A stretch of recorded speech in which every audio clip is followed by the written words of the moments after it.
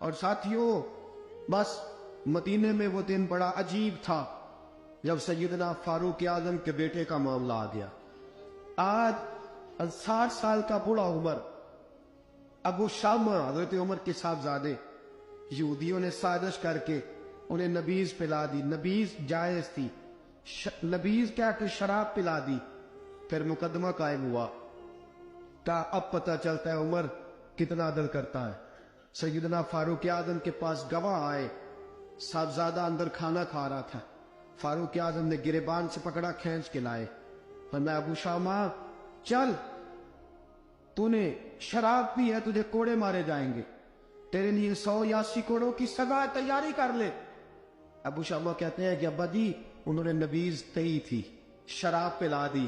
فرمایا تو نے پی کیوں؟ تو نے پی کیوں؟ بڑے بزم میں بار شیر مسجد نبوی کا فاروق اعظم، اولاد تو بزدل کر دیتی ہے نا بندے کو، اولاد تو کمزور کر دیتی ہے۔ آج مدینے نے عجیب ماجرا دیکھا، حضرت فاروق اعظم کی زوجہ روتی ہوئی آئی، کہنے لگی حضرت جی میرا لخت جگر ہے، ایک کوڑے کے بدلے پیدل حج کروں گی، ایک کوڑے کے بدلے صدقہ اور خیرات کروں گی، میرا بیٹا غلطی کر بیٹھا ہے، یہ کام نہ کرے۔ آپ نے فرمایا تو مجھے کہتی ہے میں یہ کام نہ کروں؟ تیرے حج اور تیرے کوڑے کیا کرتے، تیرے حج اور صدقے کیا کرتے ہیں؟ کوڑے لگانا میرے مصطفیٰ کی شریعت کا قانون ہے۔ تو بیٹے کی بات کرتی ہے، عمر کا اپنا معاملہ بھی ہوتا تو عمر یہی سلوک کرتا۔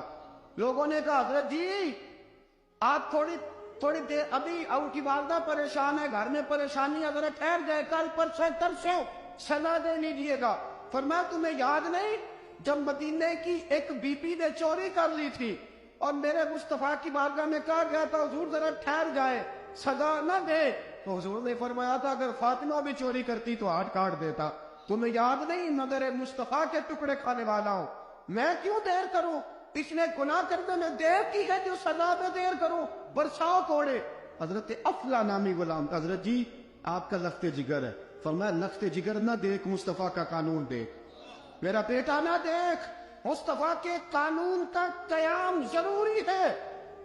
اگر علی بیٹے کی قربانی دے سکتا ہے، اگر لوگ فاطمہ کے بیٹے کی قربانی یاد رکھیں گے تو تاریخ کبھی بھی عمر کے بیٹے کی قربانی نہیں بھولے گی۔ فرمایا غلطی سے ہو گیا یا جیسے بھی، اسے خیال کرنا چاہیے تھا، کوڑے لگاؤ۔ 80 کوڑے لگے تو بیٹے کی روح پرواز کر گئی۔ جب جوان بیٹا کسی کا، کوثر نیازی نے کہا تھا باپ کا جنازہ اٹھانا بڑا آسان، پر بیٹوں کے جنازے اٹھانے بڑے مشکل ہیں۔ جب فاروق اعظم کو بیٹے کا انتقال ہوا، بیٹے نے آنکھیں کھولی، باپ کی طرف دیکھا تو سیدنا فاروق اعظم عدل و انصاف، 2 آنسو آنکھوں میں آئے، کہ بیٹا حضور سے جا کے کہنا کہ عمر نے بیٹا نہیں دیکھا، کا تیرا قانون دیکھ، جا کے حضور سے تیرا پیغام دینا۔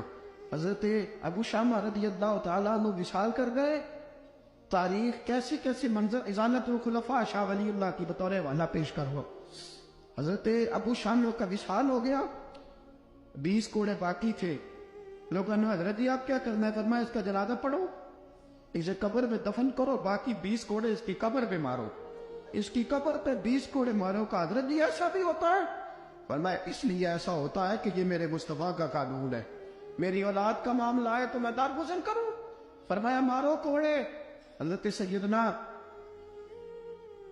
حذیفہ بن یمان فرماتے فاروق اعظم بیٹے کی قبر پہ کھڑے تھے، داڑھی آنسوؤں سے بھری ہوئی تھی۔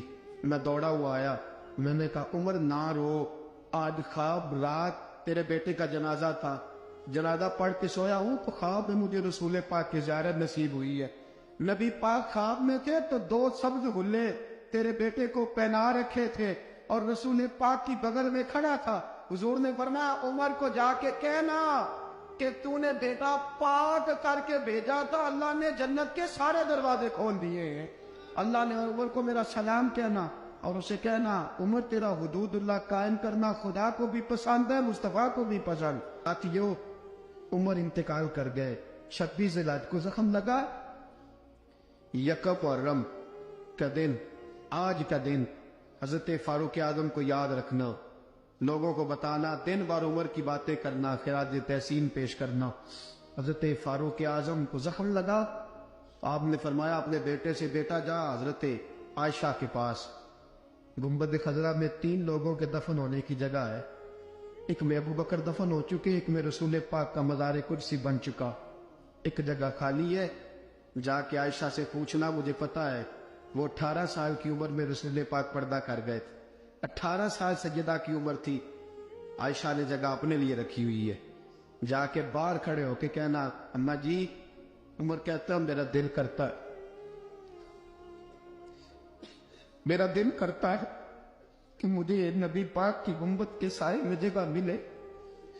जाके अर्ज करना, और बेटा बाहर खड़े रहना, ज्यादा जिद ना करना, मोमिनों की माँ है। हजरत सैयदना अब्दुल्ला इब्न उमर के बाहर खड़ा था, दरवाजे के बाहर खड़े होके कहा कि उमर का बेटा हो। अम्मा जी, उमर फरमाती इजाजत दो तो दिल करता है नबी पाक के साथ लेट जाऊं। वफा में गुजार दी उम्र सारी, सारी जिंदगी लै सजनो आसा तोड़ निभाई, दिल करता है हुजूर के साथ लेटने को।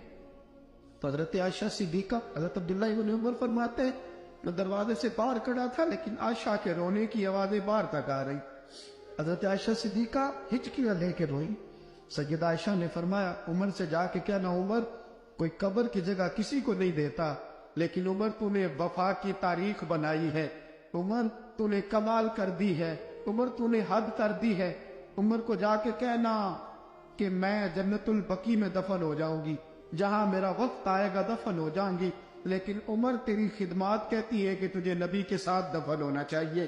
सैयदना अब्दुल्ला इब्न उमर फरमाते हैं कि जब दफन होने के पानी पर सैनियां रंगा रंग खड़े, तरे औसदा जानिए जिसदा तोड़ चढ़े। फरमाते आया, उमर को आके बताया, पेशानी खून से भरी हुई। उमर ने सजदे में रख दी, रो के कहा, आज मेरी तोड़ निभ गई है। हजरत फारूक आज़म इस्तफा के साथ लेट गए। मेरे नबी ने फरमाया, उमर ना तुझे अपने पड़ोस में दफन करना हो, तूने अगर राय वफा में बेटे तक कुर्बान कर दिए है ना, तो कयामत तक जो मुझे सलाम करने आएगा तुझे भी सलाम करके जाए।